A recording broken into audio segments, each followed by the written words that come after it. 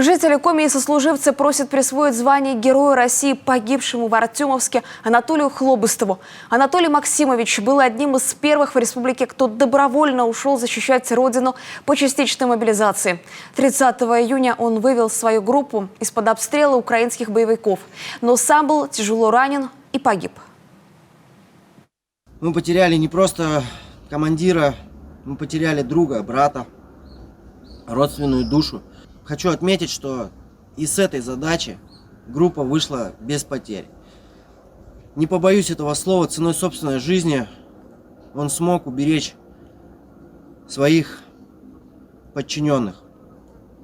Хотелось бы обратиться к вам с просьбой от лица разведывательной роты Ленинградского полка. Я думаю, и люди, которые сейчас находятся в республике Коми, которые знают Анатолия, жители города Ухты, родственники, друзья, поддержат нас в данной просьбе.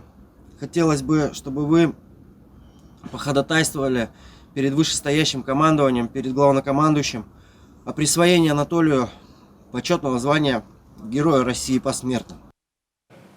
27 июля указом главы Республики Коми за мужество, отвагу и самоотверженность, проявленные при исполнении воинского долга, младшему сержанту Анатолию Хлобыстову посмертно присвоено высшее почетное звание региона – Героя Республики Коми.